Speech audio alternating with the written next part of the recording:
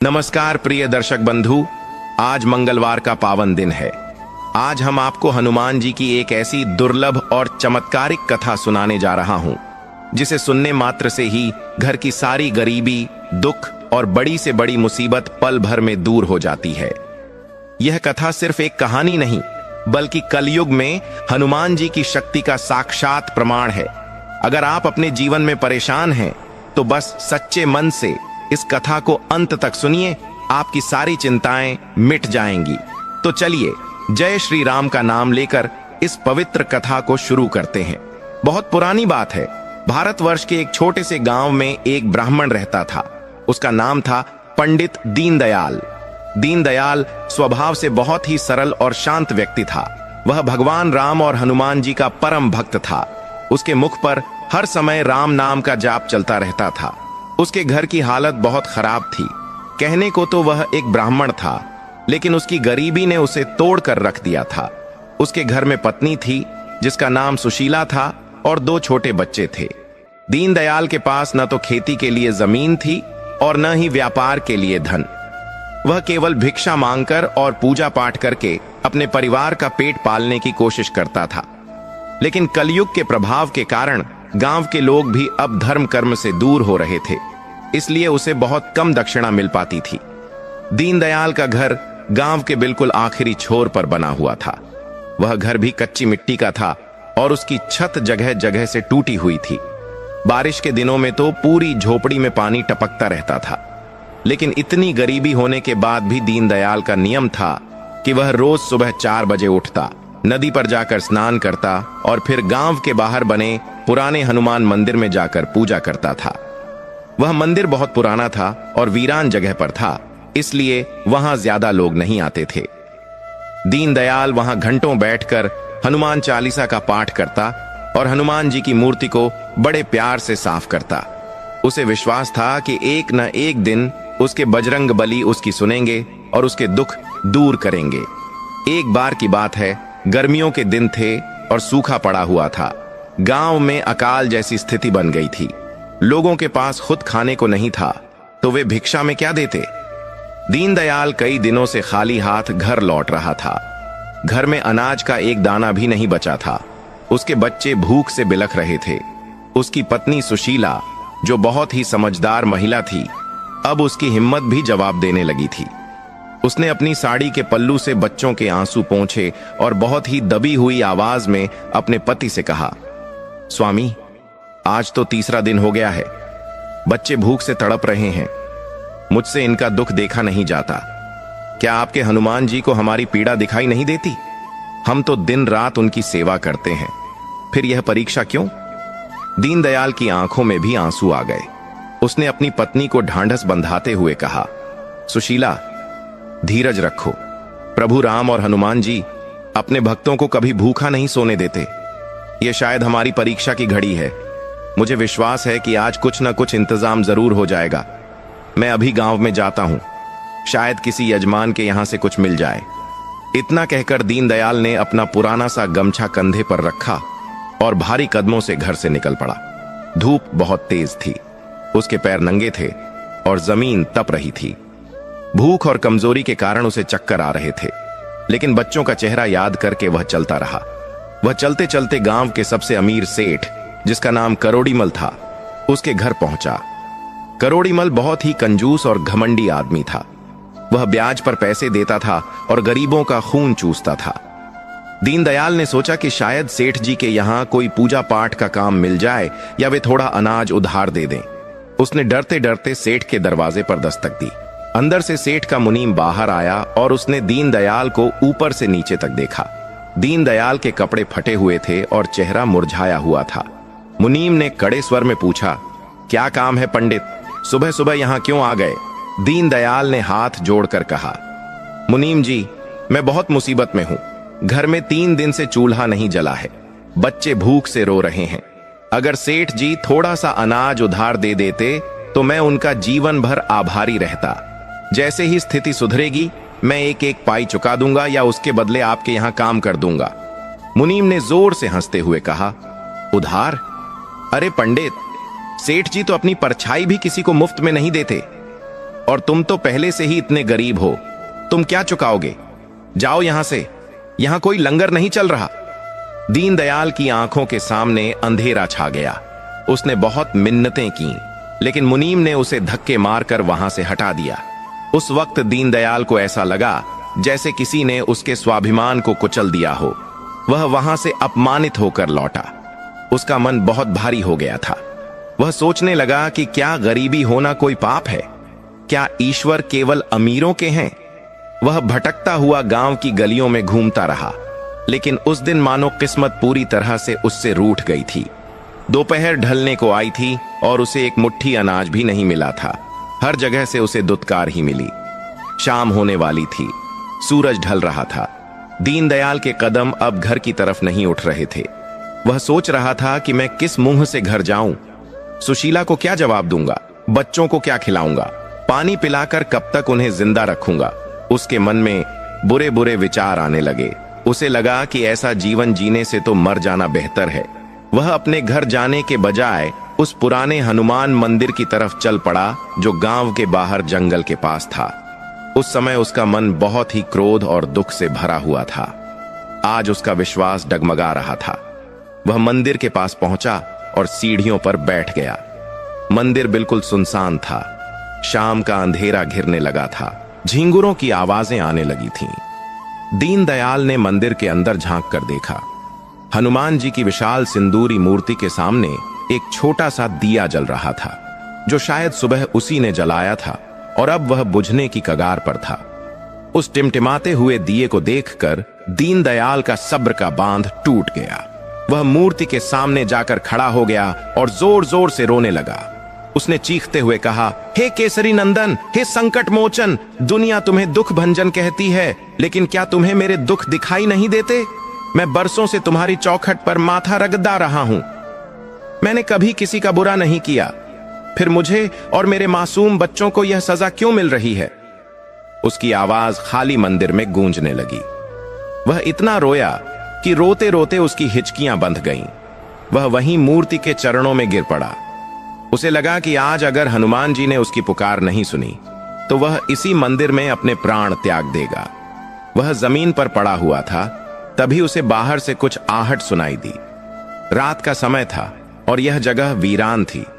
ऐसे समय में यहां कौन आ सकता है?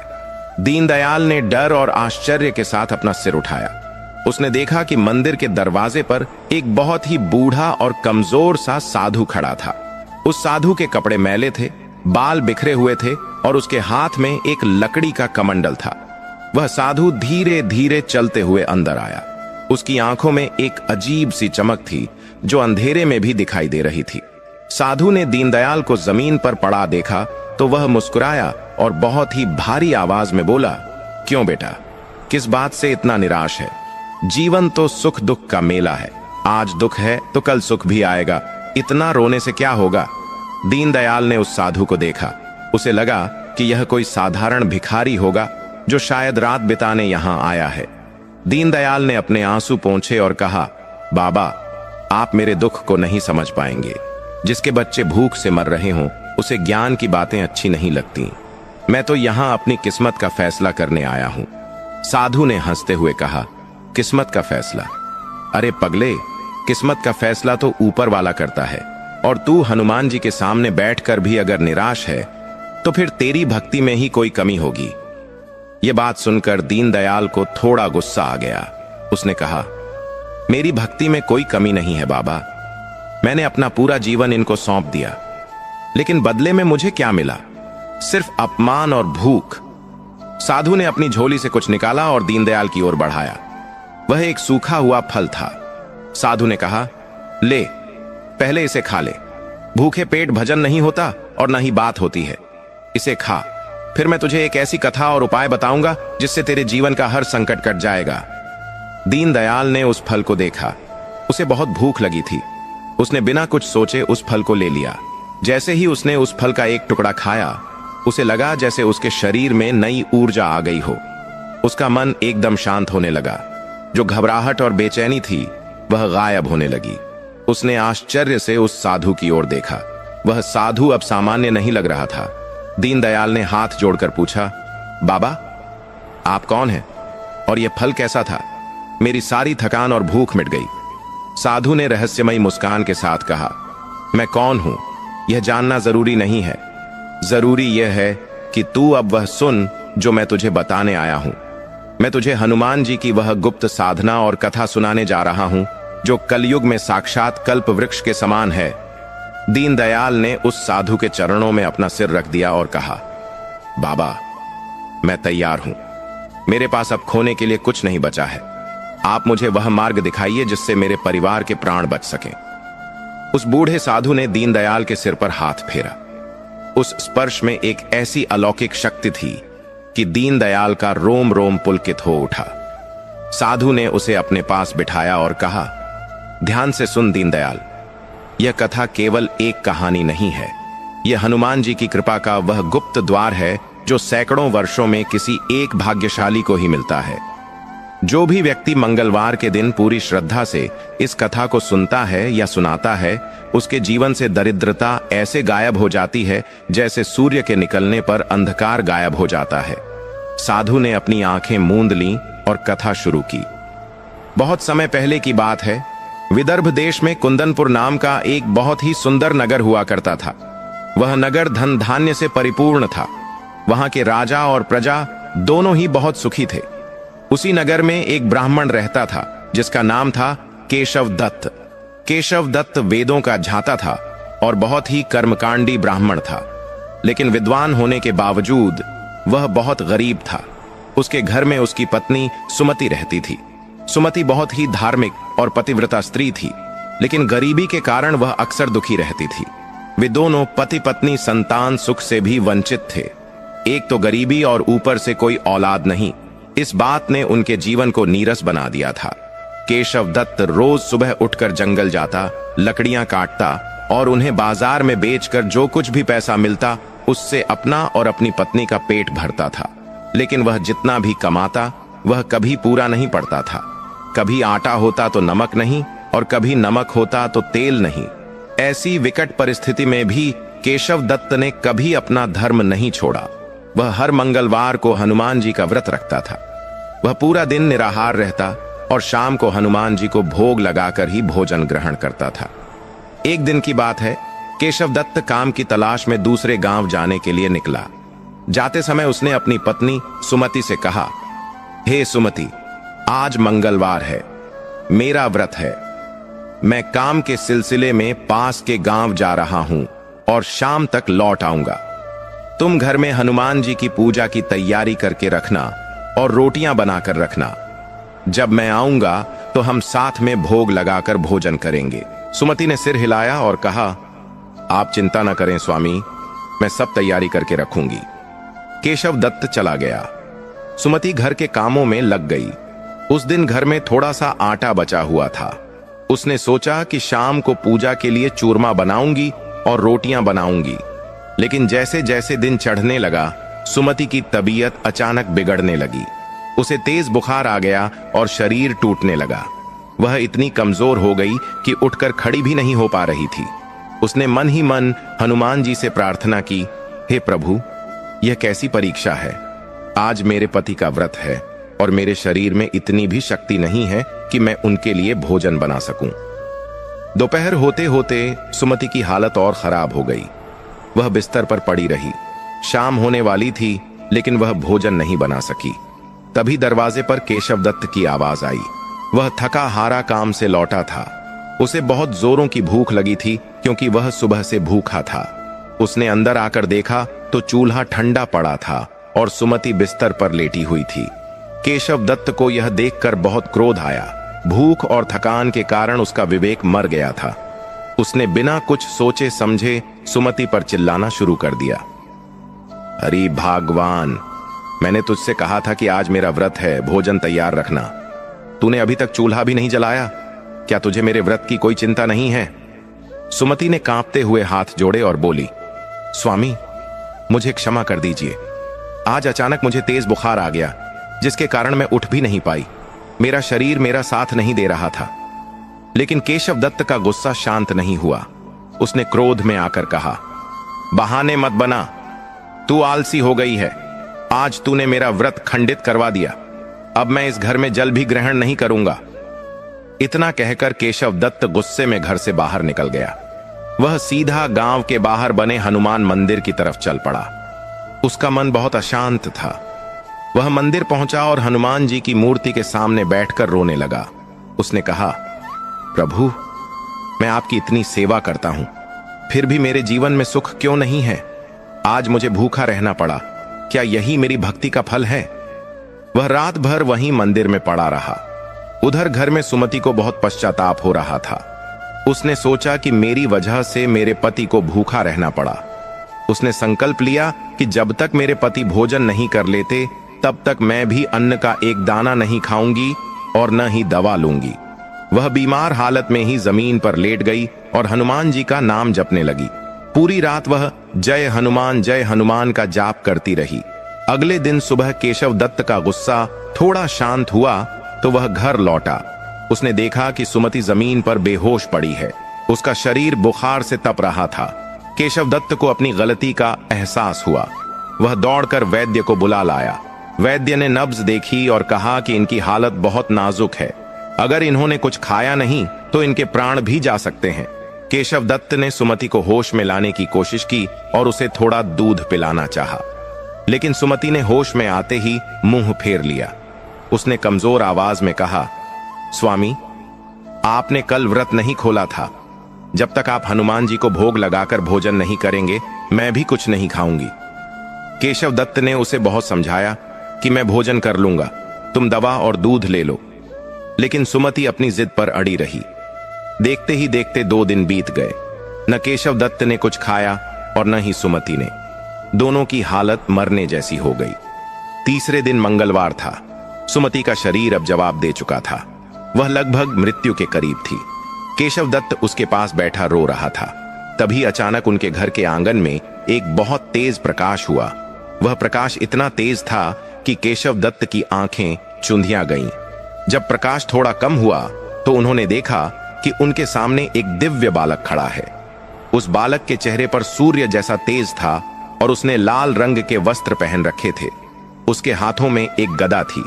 केशव दत्त और सुमति उस बालक को देखकर हैरान रह गए। उस बालक ने मुस्कुराते हुए कहा, माता सुमति, उठो। तुम्हारी भक्ति और निष्ठा से मैं बहुत प्रसन्न हूं। तुमने अपने पति के धर्म की रक्षा के लिए अपने प्राणों की भी चिंता नहीं की। मांगो, क्या वरदान मांगती हो?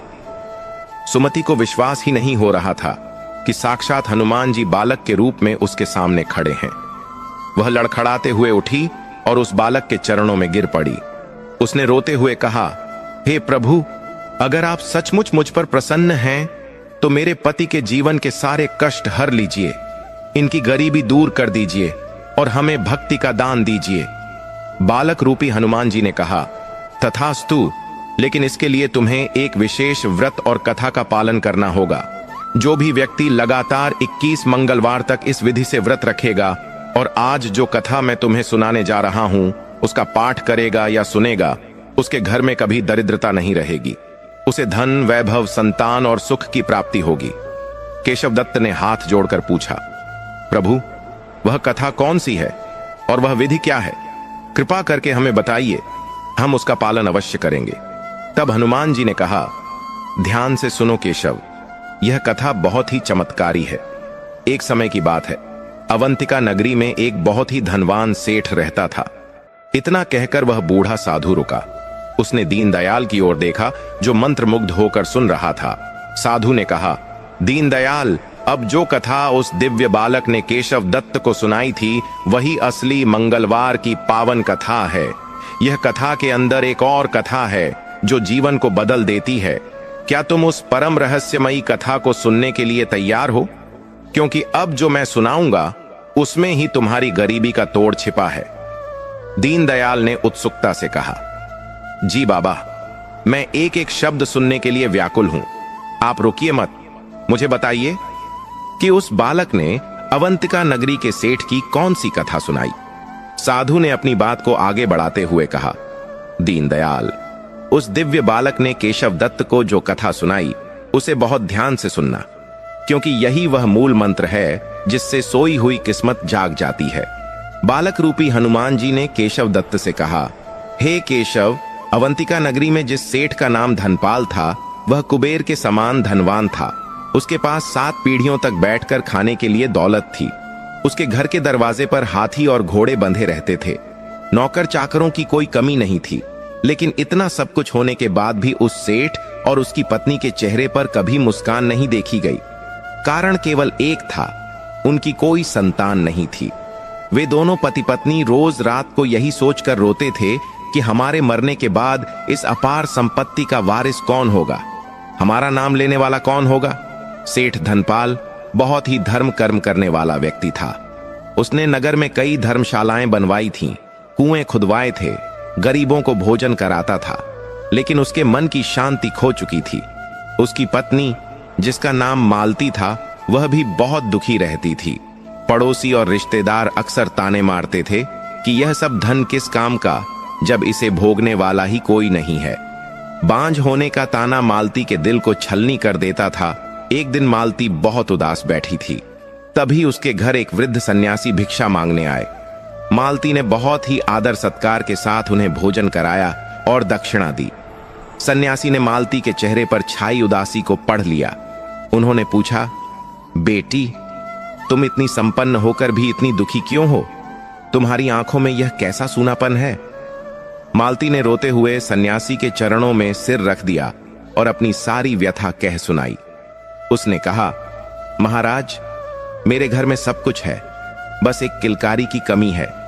मुझे लगता है कि भगवान ने मेरी किस्मत में संतान सुख लिखा ही नहीं है। सन्यासी ने मुस्कुराते हुए कहा, बेटी, निराश मत हो।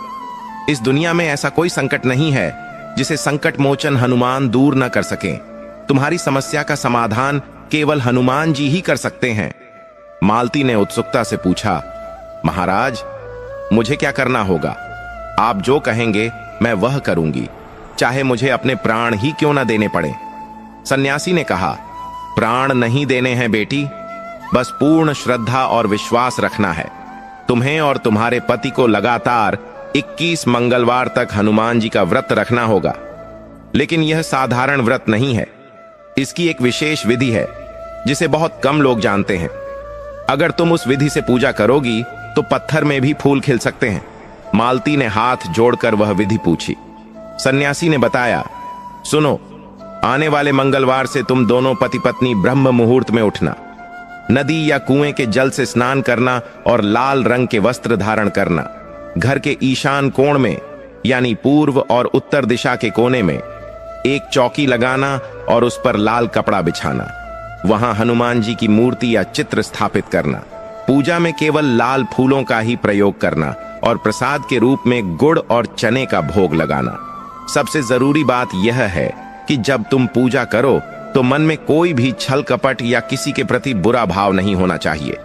सन्यासी ने आगे बताया, दिन भर मन ही मन एयुएम हम हनुमते नमः मंत्र का जाप करना। शाम के समय जब सूर्य अस्त हो रहा हो तब दोबारा हनुमान जी के सामने घी का दीपक जलाना और उन्हें चूरमे का भोग लगाना। याद रखना, उस दिन घर में नमक का प्रयोग बिल्कुल नहीं होना चाहिए। न तुम खाओगे और न ही घर में किसी को खाने दोगे। और सबसे महत्वपूर्ण बात, 21वें मंगलवार को जब व्रत का उद्यापन करो तो 21 छोटे बालकों को, जिन्हें हनुमान जी का रूप माना जाता है, उन्हें आदर पूर्वक घर बुलाकर भोजन कराना और उन्हें लाल रंग का वस्त्र या फल उपहार में देना। अगर तुमने ऐसा किया तो हनुमान जी तुम्हारी सूनी गोद जरूर भर देंगे। इतना बताकर वह सन्यासी वहां से चले गए। मालती ने शाम को जब सेठ धनपाल घर आए तो उन्हें सारी बात बताई। धनपाल, जो हर जगह से निराश हो चुका था, उसे इस बात में उम्मीद की एक किरण दिखाई दी। उसने कहा, मालती, हम यह व्रत जरूर करेंगे। हमने इतने डॉक्टरों और वैद्यों के चक्कर लगाए, इतने टोने टोटके किए, तो प्रभु की शरण में जाने से पीछे क्यों हटें? अगले ही मंगलवार से सेठ और सेठानी ने व्रत शुरू कर दिया। उन्होंने पूरी निष्ठा के साथ नियमों का पालन किया। वे सुबह जल्दी उठते, पूजा करते और दिन भर हनुमान जी का ध्यान करते। पहले कुछ मंगलवार तो सब ठीक चला, लेकिन जैसे जैसे समय बीतने लगा उनकी परीक्षा शुरू हो गई। उनके व्यापार में अचानक घाटा होने लगा। उनके कुछ जहाज जो माल लेकर विदेश गए थे, वे समुद्र में डूब गए। लेनदार घर पर आकर तकादा करने लगे। पड़ोसियों ने कहना शुरू कर दिया, देखो, जब से इन्होंने यह नया ढोंग शुरू किया है, इनकी रही सही लक्ष्मी भी जा रही है। यह पूजा इनको फलीभूत नहीं हो रही है। इन्हें यह सब बंद कर देना चाहिए। रिश्तेदारों ने भी समझाया कि धनपाल, तुम बीमार पड़ जाओगे। बिना नमक का खाना खाकर शरीर सूख जाएगा। व्यापार पर ध्यान दो। पूजा पाठ से औलाद नहीं मिलती, लेकिन धनपाल और मालती का विश्वास हिमालय की तरह अटल था। धनपाल ने अपनी पत्नी से कहा, मालती, यह सब हमारी परीक्षा है। हनुमान जी देख रहे हैं कि हम सुख में तो उनका नाम लेते हैं, लेकिन क्या दुख में भी हम उनके साथ खड़े रह सकते हैं? चाहे मेरी सारी दौलत चली जाए, मैं यह 21 मंगलवार का संकल्प नहीं तोड़ूंगा। देखते ही देखते 20 मंगलवार बीत गए।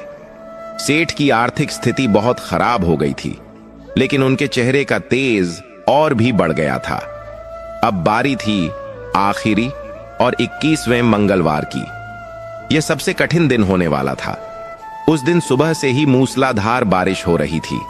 आसमान में काले बादल छाए हुए थे और बिजली कड़क रही थी। ऐसा लग रहा था मानो प्रलय आने वाली हो। सेठ धनपाल को उद्यापन के लिए 21 बालकों को भोजन पर बुलाना था, लेकिन इतनी भयानक बारिश में कोई भी अपने बच्चों को घर से बाहर नहीं भेज रहा था। सेठ घर के दरवाजे पर खड़ा होकर बारिश रुकने का इंतजार कर रहा था। दोपहर हो गई, लेकिन बारिश नहीं रुकी। सेठ का दिल बैठने लगा। उसने सोचा, क्या मेरा संकल्प अधूरा रह जाएगा? अगर आज 21 ब्राह्मण बालकों ने भोजन नहीं किया तो मेरी सारी तपस्या व्यर्थ चली जाएगी। मालती अंदर पूजा घर में बैठी रो रही थी। उसने हनुमान जी की मूर्ति के सामने सिर पटक दिया और कहा, प्रभु, मेरी लाज अब आपके हाथ में है।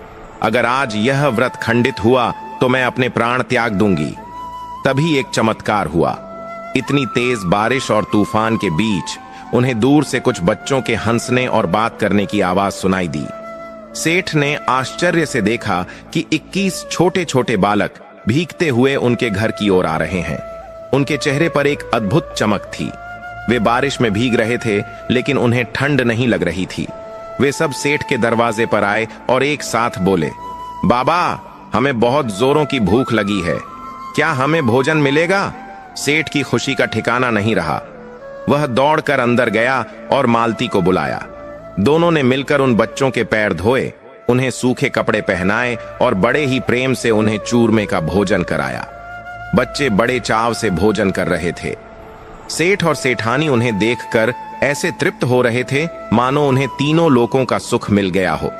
जब बच्चे भोजन कर चुके तो सेठ ने उन्हें उपहार देने के लिए जैसे ही अपनी तिजोरी खोली, वह हैरान रह गया। जो तिजोरी व्यापार में घाटे के कारण खाली हो चुकी थी, वह अब सोने और चांदी के सिक्कों से लबालब भरी हुई थी। उसे अपनी आंखों पर विश्वास नहीं हुआ। वह दौड़कर बच्चों के पास वापस आया, लेकिन वहां कोई नहीं था। वे 21 बच्चे पलक झपकते ही गायब हो चुके थे। न वे दरवाजे से बाहर गए, न आंगन में थे। तभी आकाशवाणी हुई, धनपाल, तेरी भक्ति और धैर्य से मैं प्रसन्न हूं। जिन बच्चों को तूने भोजन कराया, वे कोई साधारण बालक नहीं थे, वे मेरे ही गण थे। तूने अपनी गरीबी और समाज के ताने सहकर भी मेरा व्रत नहीं छोड़ा। जा, तेरा घर अब कभी खाली नहीं रहेगा। तुझे जल्द ही एक तेजस्वी पुत्र रत्न की प्राप्ति होगी, जो तेरे कुल का नाम रोशन करेगा। बालक रूपी हनुमान ने केशव दत्त से कहा, केशव, उस सेठ के घर ठीक 9 महीने बाद एक सुंदर पुत्र का जन्म हुआ और उसका खोया हुआ सारा धन ब्याज समेत वापस आ गया। अवंतिका नगरी में उस सेठ का मान सम्मान पहले से भी ज्यादा बढ़ गया। यह चमत्कार उसी मंगलवार व्रत का फल था। कहानी सुनाकर वह दिव्य बालक हनुमान जी केशव दत्त की आंखों में देखते हुए बोले, केशव, मैंने तुम्हें यह कथा इसलिए सुनाई ताकि तुम्हें विश्वास हो जाए कि हनुमान जी के लिए कुछ भी असंभव नहीं है। अब मैं तुम्हें वह बीज मंत्र बताता हूं जिसे तुम्हें इस कथा के बाद जपना है। इतना कहकर साधु रुका। दीनदयाल, जो अब तक सांस रोके यह कहानी सुन रहा था, उसने तड़प कर पूछा, बाबा, वह बीज मंत्र क्या है? और केशव दत्त के साथ आगे क्या हुआ? क्या उसकी गरीबी भी मिटी? साधु ने दीनदयाल के सिर पर हाथ फेरा और कहा, धीरज रख बेटा, सब बताऊंगा। अब जो होने वाला था वह केशव दत्त की कल्पना से भी परे था। हनुमान जी ने उसे न केवल मंत्र दिया, बल्कि उसे एक ऐसा आदेश भी दिया जिसे पूरा करना हर किसी के बस की बात नहीं थी। साधु ने अपनी बात आगे बढ़ाई और उसकी आंखों में एक गहरी चमक आ गई। उसने दीनदयाल से कहा, बेटा ध्यान से सुन। उस दिव्य बालक ने केशव दत्त को जो मंत्र और आदेश दिया वह साधारण नहीं था। वही वह घड़ी थी जब केशव दत्त की परीक्षा अपनी चरम सीमा पर थी। बालक रूपी हनुमान जी ने केशव दत्त से कहा, केशव, तुमने और तुम्हारी पत्नी ने जो कष्ट सहे हैं उससे तुम्हारे पिछले जन्मों के पाप तो कट गए हैं, लेकिन अभी भी तुम्हारे भाग्य में राजयोग बनने में एक बाधा बाकी है। मैं तुम्हें वह गुप्त मंत्र देता हूं जिसका जाप तुम्हें हर संकट से बचाएगा। वह मंत्र है एयूएम हम हनुमते रुद्रात्मकाय हूं फट। इस मंत्र का जाप तुम्हें चलते फिरते उठते बैठते करना है, लेकिन मेरी कृपा पूरी तरह पाने के लिए तुम्हें आज रात एक बहुत बड़ा काम करना होगा। केशव दत्त ने हाथ जोड़कर कहा, प्रभु आप आदेश दें, आपके लिए मैं आग में भी कूदने को तैयार हूं। बालक ने गंभीर स्वर में कहा, आग में नहीं कूदना है केशव, लेकिन जो काम मैं बताने जा रहा हूं वह आग में कूदने से कम नहीं है। तुम्हारे गांव के उत्तर दिशा में जो घना जंगल है वहां एक बहुत पुराना बरगद का पेड़ है। उस पेड़ पर एक ब्रह्म राक्षस का वास है। वह पिछले 100 वर्षों से मुक्ति के लिए तड़प रहा है।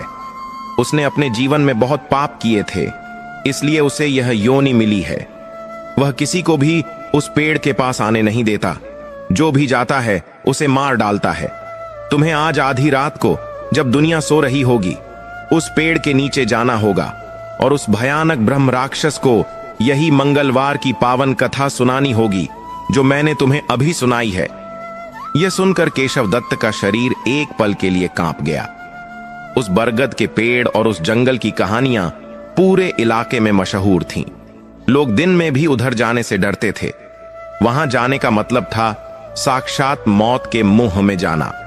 केशव दत्त के माथे पर पसीना आ गया, लेकिन उसने अपने सामने खड़े उस दिव्य बालक को देखा जिसके चेहरे पर अभय मुद्रा थी। केशव ने अपना डर मन ही मन दबाया और कहा, प्रभु अगर आपकी यही आज्ञा है तो मैं जाऊंगा। अगर उस राक्षस के हाथों मेरी मृत्यु भी लिखी है तो वह भी मुझे स्वीकार है, क्योंकि मैं आपके आदेश का पालन करते हुए मरूंगा। बालक मुस्कुराया और बोला, डरो मत केशव, जो राम का नाम लेता है उसका काल भी कुछ नहीं बिगाड़ सकता। तुम बस अपनी निष्ठा बनाए रखना। जैसे ही तुम उसे कथा सुनाओगे उसका उद्धार हो जाएगा और उसे मुक्ति मिल जाएगी। उसके मुक्त होते ही तुम्हें वह खजाना प्राप्त होगा जिसकी तुमने कभी कल्पना भी नहीं की होगी। इतना कहकर वह दिव्य प्रकाश पुंज धीरे धीरे कम होने लगा और देखते ही देखते वह बालक वहां से अंतर्धान हो गया। जैसे ही वह बालक गया, केशव दत्त को लगा जैसे वह किसी गहरी नींद से जागा हो। उसने देखा कि सुमति, जो कुछ देर पहले तक मरने की हालत में थी, अब उठकर बैठ गई थी। उसके चेहरे की बीमारी और कमजोरी पूरी तरह गायब हो चुकी थी। सुमति ने केशव की ओर देखा और कहा, स्वामी, क्या मैंने कोई सपना देखा? मुझे ऐसा लगा जैसे साक्षात बजरंगबली हमारे घर आए थे, और देखिए मुझे अब बिल्कुल भूख या कमजोरी महसूस नहीं हो रही। मेरा शरीर एकदम स्वस्थ हो गया है। केशव दत्त की आंखों में खुशी के आंसू आ गए। उसने सुमति को गले लगा लिया और कहा, सुमति, वह सपना नहीं था, वह हकीकत थी। हमारे दुख के दिन अब खत्म होने वाले हैं। हनुमान जी ने हमारी पुकार सुन ली है। केशव ने सुमति को सारी बात बताई कि कैसे उसे आज रात उस भयानक जंगल में जाकर ब्रह्म राक्षस को कथा सुनानी है। सुमति पहले तो यह सुनकर डर गई। उसने कहा, स्वामी, वह जगह बहुत खतरनाक है। लोग कहते हैं वहां से कोई जिंदा वापस नहीं आता। हमें धन नहीं चाहिए, हम रूखी सूखी खाकर रह लेंगे, लेकिन मैं आपको वहां नहीं जाने दूंगी। केशव दत्त ने सुमति को समझाया, पगली, यह केवल धन की बात नहीं है, यह प्रभु की आज्ञा है। अगर हनुमान जी ने मुझे वहां भेजा है तो मेरी रक्षा भी वही करेंगे। और सोचो, अगर मेरे जरिए किसी दुखी आत्मा को मुक्ति मिल जाए तो इससे बड़ा पुण्य क्या होगा। काफी समझाने के बाद सुमति मान गई। उसने केशव दत्त के लिए रक्षा सूत्र तैयार किया और हनुमान जी के चरणों का सिंदूर उसके माथे पर लगाया। रात गिरने लगी थी। अमावस्या की काली रात थी। आसमान में तारे भी नहीं दिखाई दे रहे थे। पूरा गांव गहरी नींद में सो चुका था। सन्नाटा इतना था कि हवा चलने की आवाज भी डरावनी लग रही थी। केशव दत्त ने अपने हाथ में एक मशाल ली, कंधे पर हनुमान चालीसा की पोथी रखी और जय श्री राम का नाम लेकर घर से निकल पड़ा। गांव से बाहर निकलते ही जंगल शुरू हो गया। जंगल में घुसते ही माहौल एकदम बदल गया। वहां अजीब सी गंध आ रही थी। झाड़ियों में से जानवरों के चलने की आवाजें आ रही थीं। उल्लुओं का रोना और सियारों की हुआ हुआ मन में भय पैदा कर रही थी। केशव दत्त का दिल जोर जोर से धड़क रहा था, लेकिन उसके होठों पर हनुमान मंत्र का जाप चल रहा था। वह जैसे जैसे आगे बढ़ रहा था, रास्ता और भी संकरा और डरावना होता जा रहा था। कांटेदार झाड़ियां उसके कपड़ों में उलझ रही थीं, मानो उसे रोक रही हों। हवा के झोंके ऐसे चल रहे थे जैसे कोई उसके कान में फुसफुसा रहा हो, वापस लौट जा, यहां मौत तेरा इंतजार कर रही है। लेकिन केशव रुका नहीं, वह चलता गया। आखिरकार वह उस जगह पहुंच गया जहां वह विशाल और डरावना बरगद का पेड़ खड़ा था। वह पेड़ इतना विशाल था कि उसकी जटाएं जमीन को छू रही थीं और अंधेरे में वे जटाएं सांपों की तरह लटकती हुई दिखाई दे रही थीं। पेड़ के नीचे घुप अंधेरा था। केशव दत्त ने पेड़ से कुछ दूरी पर अपनी मशाल जमीन में गाड़ दी और हाथ जोड़कर खड़ा हो गया। उसने ऊंची आवाज में कहा, हे आत्मा, तुम जो कोई भी हो, मैं तुम्हें मुक्ति का मार्ग दिखाने आया हूं। मैं हनुमान जी का दूत बनकर आया हूं और तुम्हें उनकी पावन कथा सुनाने आया हूं। मेरे सामने प्रकट हो। केशव की आवाज जंगल में गूंज गई। कुछ पल के लिए सन्नाटा छा गया। फिर अचानक पेड़ के ऊपर से पत्तों के खड़खड़ाने की बहुत तेज आवाज आई। हवा का एक जोरदार बवंडर उठा जिसने केशव की मशाल को लगभग बुझा ही दिया। पेड़ के ऊपर से दो लाल अंगारों जैसी आंखें चमकने लगीं। एक भारी और डरावनी आवाज आई जिससे केशव के पैरों के नीचे की जमीन कांप गई। मूर्ख मानव, तूने यहां आकर अपनी मौत को दावत दी है। जानता नहीं ये मेरा इलाका है, यहां परिंदा भी पर नहीं मारता। तू क्या मुझे कथा सुनाएगा? मैं तुझे अभी कच्चा चबा जाऊंगा। देखते ही देखते पेड़ से नीचे एक विशाल काय आकृति उतरी। वह ब्रह्म राक्षस था। उसका शरीर काले पहाड़ जैसा था, बाल बिखरे हुए थे, दांत बाहर निकले हुए थे और नाखून तलवार जैसे तेज थे। वह इतना भयानक था कि किसी साधारण इंसान का तो उसे देखकर ही दिल फट जाए। केशव दत्त के पैर कांप रहे थे, लेकिन उसने अपनी आंखें बंद कीं और मन ही मन हनुमान जी का ध्यान किया। उसे वह दिव्य बालक याद आया जिसने कहा था, मैं तुम्हारे साथ हूं। केशव ने हिम्मत जुटाई और कांपती हुई आवाज में नहीं, बल्कि पूरे विश्वास के साथ कहा, हे ब्रह्म राक्षस, मैं तुमसे डरने नहीं आया हूं, मैं तो तुम्हारा भला करने आया हूं। तुम बरसों से इस पेड़ पर लटक कर दुख भोग रहे हो। क्या तुम मुक्ति नहीं चाहते? क्या तुम फिर से पवित्र होकर ईश्वर के चरणों में नहीं जाना चाहते? राक्षस एक पल के लिए ठिठक गया। मुक्ति? उसने अट्टहास किया। मेरे पाप इतने हैं कि मुझे नरक में भी जगह नहीं मिलेगी। तू मुझे क्या मुक्ति दिलाएगा?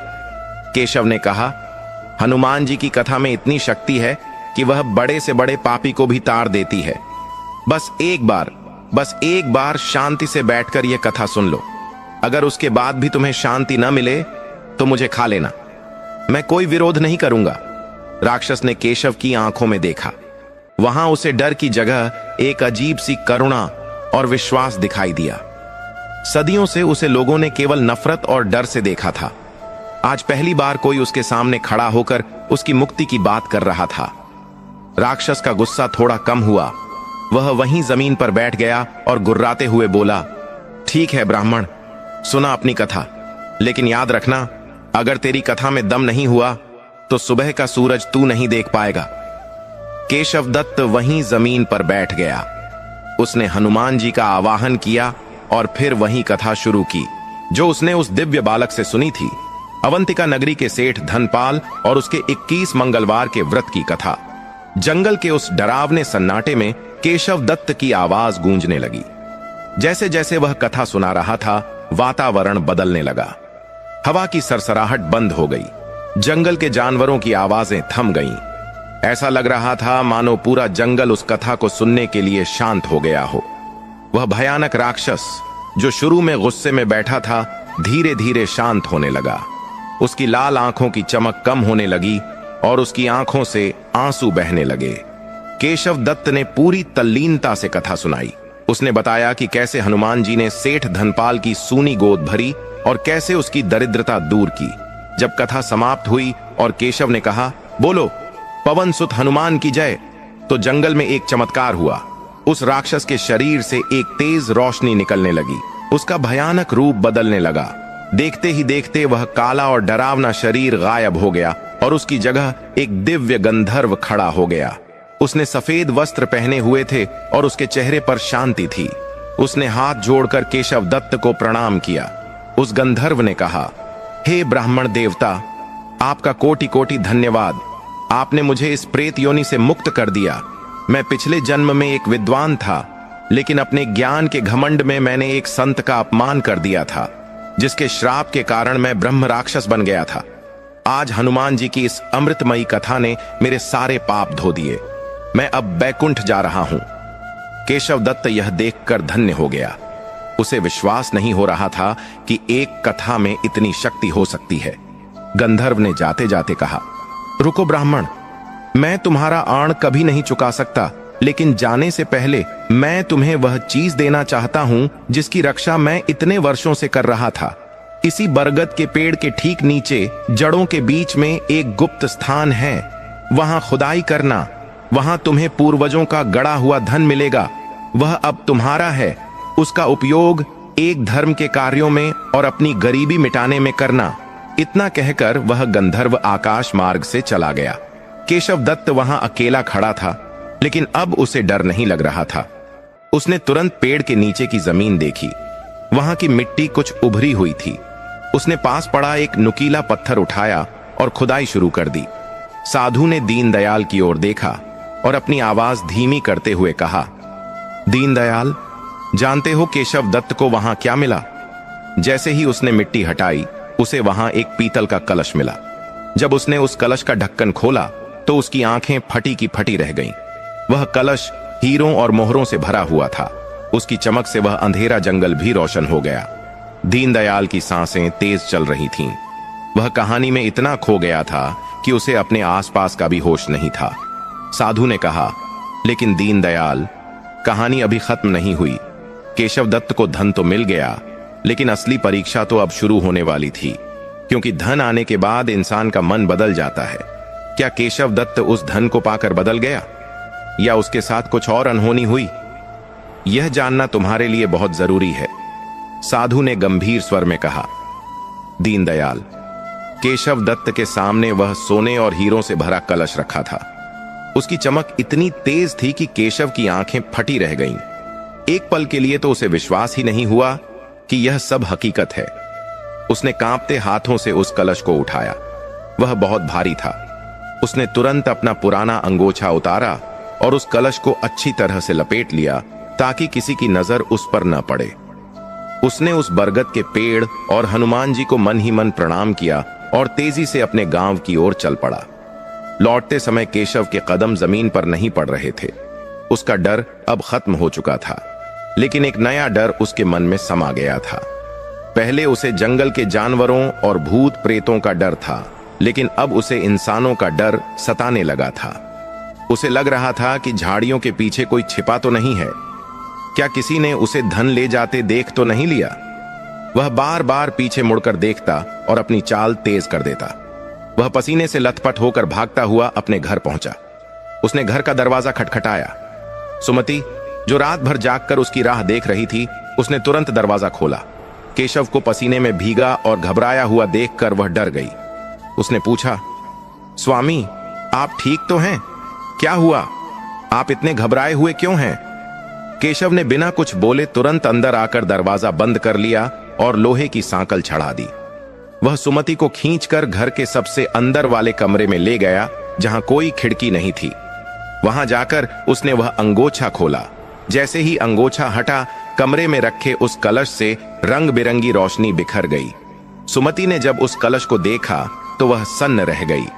उसमें सोने की मोहरें, हीरों के हार और कीमती रत्न भरे पड़े थे। सुमति ने अपनी जिंदगी में इतना धन एक साथ कभी नहीं देखा था। उसकी आवाज नहीं निकल रही थी। उसने इशारे से पूछा कि यह सब क्या है? केशव ने हाँफते हुए सारी बात बताई। उसने बताया कि कैसे उसने ब्रह्म राक्षस को कथा सुनाई कैसे उसे मुक्ति मिली और कैसे उस गंधर्व ने उसे यह गुप्त खजाना दिया। यह सुनकर सुमति की आंखों से आंसू बहने लगे। उसने हाथ जोड़कर कहा, हे बजरंग बली, आपकी लीला अपरंपार है, आपने हमारी गरीबी मिटा दी। केशव दत्त बहुत खुश था। वह उन सिक्कों को बार बार छू कर देख रहा था। उसने सुमति से कहा, देखो सुमति, अब हमारे दुख के दिन बीत गए। अब हम राजाओं की तरह रहेंगे। तुम्हें अब दूसरों के घरों में झांकने की जरूरत नहीं पड़ेगी। मैं तुम्हारे लिए रेशमी साड़ियां लाऊंगा, हम बड़ा महल बनाएंगे। लेकिन सुमति, जो बहुत ही सात्विक और समझदार थी, उसने केशव का हाथ पकड़ लिया और कहा, स्वामी, धन तो आ गया, लेकिन मुझे डर लग रहा है। केशव ने हैरान होकर पूछा, डर? किस बात का डर पगली? अब तो डरने के दिन गए।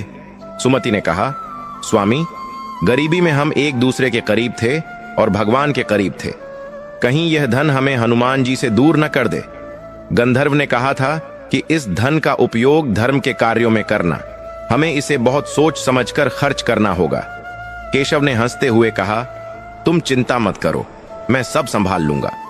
अगले ही दिन से केशव दत्त के घर का नक्शा बदलने लगा। उसने शहर से बड़े बड़े कारीगर बुलवाए। उसकी टूटी फूटी झोपड़ी की जगह एक आलीशान हवेली बनने लगी। उसने अपने और सुमति के लिए महंगे कपड़े और जेवर खरीदे। घर में नौकर चाकर रख लिए गए। जिस घर में कल तक खाने के लाले पड़े थे, आज वहां पकवानों की खुशबू उड़ने लगी। गांव वाले यह बदलाव देखकर हैरान थे। जो लोग कल तक केशव को देखकर मुंह फेर लेते थे, अब वे उसके आगे पीछे घूमने लगे। पड़ोसी जो पहले ताने मारते थे, अब वे अपनी मीठी बातों से केशव को लुभाने लगे। अरे पंडित जी, हम तो पहले ही जानते थे कि आप पर भगवान की विशेष कृपा है, वे कहते। केशव को यह सब सुनकर बहुत अच्छा लगता। उसे अब अपनी तारीफ सुनने की आदत पड़ने लगी थी। शुरुआत में तो केशव ने हनुमान जी का नियम पालन किया। वह मंदिर भी जाता और दान भी करता। लेकिन जैसे जैसे समय बीतने लगा, केशव के व्यवहार में बदलाव आने लगा। धन का नशा धीरे धीरे उस पर चढ़ने लगा। अब वह सुबह देर तक सोता रहता। जब सुमति उसे पूजा के लिए उठाती तो वह कहता, अरे सुमति, आज बहुत काम है, व्यापार का हिसाब देखना है, सेठों से मिलने जाना है। पूजा तुम कर लो, मेरे बदले का भी कर लेना। जो केशव दत्त पहले 4 बजे उठकर ठंडे पानी से नहाता था, अब उसे गर्म पानी चाहिए होता था। जो केशव पहले घंटों हनुमान चालीसा पढ़ता था, अब उसके पास 2 मिनट हाथ जोड़ने का भी समय नहीं था। उसके घर के बाहर अब गरीबों और साधुओं की भीड़ लगी रहती थी, क्योंकि सबको पता चल गया था कि पंडित जी बहुत अमीर हो गए हैं। पहले केशव सबको कुछ न कुछ देता था, लेकिन अब उसे लगने लगा कि ये लोग केवल मेरा धन लूटने आते हैं। एक मंगलवार की बात है। केशव अपनी दुकान पर बैठा हिसाब किताब कर रहा था। तभी वहां एक बहुत ही बूढ़ा और गरीब भिखारी आया। उसके कपड़े चिथड़े थे और वह भूख से कांप रहा था। उसने केशव के आगे हाथ फैलाया और कहा, सेठ जी, 2 दिन से भूखा हूं, हनुमान जी के नाम पर कुछ दे दो। उस समय केशव का दिमाग किसी हिसाब में उलझा हुआ था। उसे उस भिखारी की आवाज सुनकर बहुत गुस्सा आया। वह अपनी गद्दी से उठा और चिल्लाया, अरे क्या तमाशा लगा रखा है? जब देखो कोई ना कोई मुंह उठाए चला आता है। क्या मैंने यहाँ खैरात बांटने के लिए दुकान खोली है? हनुमान जी का नाम लेकर तुम लोग कामचोर बन गए हो। भागो यहां से, नहीं तो धक्के मारकर बाहर निकाल दूंगा। भिखारी ने डरते हुए कहा, मालिक नाराज मत होइए, बस एक रोटी दे दीजिए। लेकिन केशव ने उसकी एक न सुनी। उसने अपने नौकरों को बुलाया और उस बूढ़े भिखारी को धक्के मारकर दुकान से बाहर निकलवा दिया। वह भिखारी गिरते गिरते बचा और उसने बहुत ही करुण दृष्टि से केशव की ओर देखा, फिर चुपचाप चला गया। जब केशव शाम को घर पहुंचा तो उसने देखा कि सुमति बहुत उदास बैठी है। उसने पूछा, क्या हुआ, तुम इतनी शांत क्यों हो? सुमति ने कहा, स्वामी, आज मैंने सुना कि आपने एक बूढ़े भिखारी को धक्के मारकर निकलवा दिया। क्या यह सच है? केशव ने चिढ़कर कहा, हां, तो क्या हुआ? वे सब ढोंगी होते हैं। अगर मैं सबको दान देता रहूंगा तो यह धन कितने दिन चलेगा? मुझे अपनी संपत्ति बचानी है सुमति, ताकि हमारे आने वाले बच्चे सुख से रह सकें। सुमति ने कहा, लेकिन स्वामी, यह धन हमें हनुमान जी ने ही दिया है। अगर हम इसे गरीबों में नहीं बांटेंगे तो यह धन श्राप बन जाएगा। याद है गंधर्व ने क्या कहा था? और वह भिखारी, कहीं वह हमारी परीक्षा लेने तो नहीं आया था? केशव ने जोर से हंसते हुए कहा, तुम बहुत वहमी हो गई हो सुमति। हर भिखारी भगवान नहीं होता। तुम घर संभालो, व्यापार मुझे संभालने दो। केशव दत्त को यह नहीं पता था कि सुमति की बात सच थी। उसका घमंड अब उसकी भक्ति पर भारी पड़ने लगा था। वह भूल गया था कि जो हनुमान जी दे सकते हैं वे ले भी सकते हैं। कुछ दिन और बीते। केशव दत्त अब नगर का सबसे बड़ा सेठ बन गया था। उसे राजा के दरबार में भी बुलाया जाने लगा था। एक दिन राजा ने केशव को अपने महल में आमंत्रित किया। केशव बहुत खुश था। उसने अपने सबसे कीमती हीरे जड़े वस्त्र पहने और राजा से मिलने गया। वहां उसने देखा कि राजा बहुत चिंतित बैठे हैं। राजा ने केशव से कहा, पंडित जी, मैंने सुना है कि आप बहुत ज्ञानी और धनी हैं। मेरे राज्य पर एक बहुत बड़ा संकट आया है। पड़ोसी राज्य का राजा हम पर आक्रमण करने वाला है और हमारे पास युद्ध के लिए पर्याप्त धन नहीं है। मैं चाहता हूं कि आप राज्य की मदद करें। आप अपनी संपत्ति का कुछ हिस्सा राजकोष में दान दें। यह सुनकर केशव के पसीने छूट गए। उसे अपनी दौलत से इतना प्यार हो गया था कि उसका एक सिक्का भी देना उसे जान देने जैसा लगता था। उसने झूठ बोल दिया। उसने कहा, महाराज, लोग मेरी संपत्ति के बारे में झूठ बोलते हैं। मैं तो एक साधारण ब्राह्मण हूं। मेरे पास जो कुछ है वह तो मेरे व्यापार में लगा हुआ है। मेरे पास इतना नकद नहीं है कि मैं राज्य की मदद कर सकूं। राजा को केशव का झूठ पकड़ में आ गया, क्योंकि केशव के शरीर पर जो आभूषण थे वही उसकी संपत्ति की गवाही दे रहे थे। राजा को बहुत क्रोध आया, लेकिन उन्होंने उस समय कुछ नहीं कहा और केशव को जाने दिया। केशव घर लौटते हुए सोच रहा था कि उसने कितनी चतुराई से अपना धन बचा लिया, लेकिन उसे यह नहीं पता था कि उसने आज अपने लिए एक बहुत बड़ी मुसीबत खड़ी कर ली है। घर पहुंचकर वह चैन की नींद सो गया, लेकिन उसी रात उसके साथ वह घटना घटी जिसने उसकी जिंदगी को हिलाकर रख दिया। आधी रात का समय था। केशव और सुमति अपने आलीशान कमरे में सो रहे थे। तभी छत पर कुछ आहट हुई। केशव की नींद बहुत हल्की थी। वह तुरंत जाग गया। उसने सुना कि कोई छत से नीचे आंगन में कूद रहा है। एक नहीं बल्कि कई लोगों के कूदने की आवाजें आ रही थीं। केशव का दिल जोर से धड़कने लगा। वह समझ गया कि घर में चोर घुस आए हैं। उसने धीरे से सुमति को जगाया और मुंह पर हाथ रखकर चुप रहने का इशारा किया। उसने खिड़की की झिड़ी से झांक कर देखा। आंगन में 5-6 लोग खड़े थे। उनके हाथों में नंगी तलवारें थीं और उन्होंने अपने चेहरे काले कपड़े से ढक रखे थे। वे कोई साधारण चोर नहीं लग रहे थे। वे बहुत खूंखार डाकू लग रहे थे। केशव डर के मारे कांपने लगा। उसे अपनी जान की नहीं बल्कि अपनी तिजोरी की चिंता हो रही थी। उसने सोचा, अगर इन्होंने मेरी तिजोरी लूट ली तो मैं बर्बाद हो जाऊंगा। उसने इधर उधर देखा कि कोई हथियार मिल जाए, लेकिन वहां कुछ नहीं था। डाकू धीरे धीरे उसके कमरे की तरफ बढ़ रहे थे। तभी सुमति ने कांपते हुए कहा, स्वामी, हनुमान जी को याद कीजिए, वही हमें बचा सकते हैं। लेकिन केशव के मुंह से मंत्र नहीं निकल रहा था। उसका मन इतना दूषित हो चुका था कि विपत्ति के समय उसे भगवान का नाम ही याद नहीं आ रहा था। वह बस अपनी दौलत के बारे में सोच रहा था। डाकुओं ने दरवाजे पर जोर से लात मारी। दरवाजा कमजोर नहीं था, लेकिन डाकुओं की ताकत के आगे वह चरमराने लगा। केशव ने चिल्लाने की कोशिश की, लेकिन डर के मारे उसकी आवाज गले में ही अटक गई। साधु ने एक पल रुककर दीनदयाल की आंखों में देखा और कहा, दीनदयाल, देख रहे हो, जब इंसान पर धन का नशा चढ़ता है तो वह कैसे अपनी रक्षा करने वाले भगवान को भूल जाता है। केशव के पास सब कुछ था, लेकिन संकट के समय उसका सबसे बड़ा हथियार विश्वास उसके पास नहीं था। अब डाकू दरवाजा तोड़ने ही वाले थे। क्या केशव की दौलत उसे बचा पाएगी या सुमति की भक्ति कोई चमत्कार करेगी? यह जानने के लिए तुम्हें आगे की कथा सुननी होगी। साधु ने गहरी सांस लेते हुए कहा, दीनदयाल, अब इस कहानी का अंतिम और सबसे महत्वपूर्ण भाग सुन, क्योंकि यही जीवन का सार है। दरवाजा टूटते ही वे पांचों खूंखार डाकू कमरे में दाखिल हुए। केशव दत्त डर के मारे थर थर कांप रहा था। उसने अपनी पत्नी सुमति को अपने पीछे छिपा लिया, लेकिन उसकी नजरें बार बार अपनी तिजोरी की तरफ जा रही थीं। डाकुओं के सरदार ने केशव की गर्दन पर तलवार रखते हुए कड्ड दागदार आवाज में कहा, पंडित, जान प्यारी है या माल? चुपचाप तिजोरी की चाबी दे दे, वरना तेरी और तेरी पत्नी की लाशें यहीं बिछा देंगे। केशव दत्त, जो धन के मोह में अंधा हो चुका था, वह गिड़गिड़ाते हुए बोला, भैया मुझे मत मारो, लेकिन यह धन मैंने बहुत मुश्किल से जमा किया है। यह मेरे बुढ़ापे का सहारा है। आप थोड़ा ले लो, लेकिन सब मत ले जाओ। सरदार ने केशव के गाल पर एक जोरदार तमाचा मारा और चाबी छीन ली। केशव जमीन पर गिर पड़ा। डाकुओं ने तिजोरी खोली और उसमें रखा सारा सोना, चांदी, हीरे और वह जादुई कलश भी अपनी बोरियों में भर लिया। केशव दत्त पागलों की तरह चीख रहा था, मेरा धन, मेरी कमाई लूट लिया, सब लूट लिया। लेकिन उसे बचाने वाला कोई नहीं था। तभी सुमति ने अपनी आंखें बंद कीं और जोर जोर से हनुमान जी का स्मरण किया। वह बोली, हे संकट मोचन, धन जाता है तो जाए, मेरे पति के प्राणों की रक्षा करो, इन्हें सद्बुद्धि दो। डाकू सारा माल समेटकर जैसे ही भागने के लिए मुड़े, तभी एक अजीब घटना घटी। आंगन में अचानक सैकड़ों बंदर आ गए। पता नहीं वे कहां से आए थे।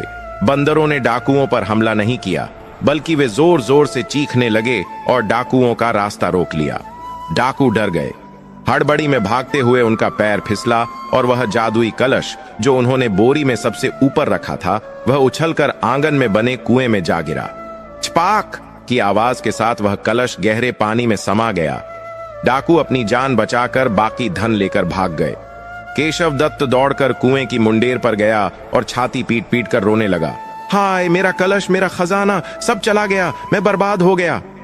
सुमति उसके पास आई और उसके कंधे पर हाथ रखकर बोली, स्वामी शांत हो जाइए, जो हुआ अच्छे के लिए हुआ। वह धन हमें पाप की ओर ले जा रहा था। उस धन ने आपको अहंकारी बना दिया था। आपने गरीबों का अपमान किया, राजा से झूठ बोला और भगवान को भूल गए। शायद हनुमान जी यही चाहते थे कि आप अपनी असली दौलत को पहचानें।